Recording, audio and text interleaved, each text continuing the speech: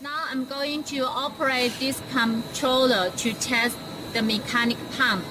First, press this pump start button to start. And then select these numbers to set the motor rotate speed. Here I'm going to select this option 3. To set the motor rotate speed is 500 per minute. And then to set the rotate direction, you can choose this one or choose this one. I'm going to press this button. Now the motor starts rotating. Then press this count button to set the oil injection time. After I press this count button, the oil stopper shrinks automatically and the oil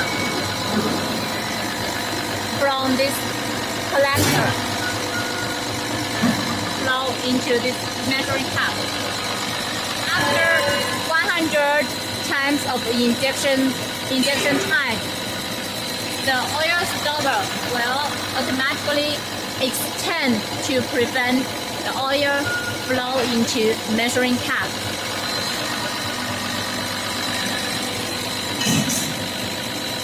When finished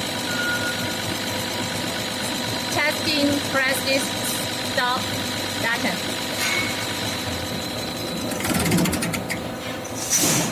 The motor stop now.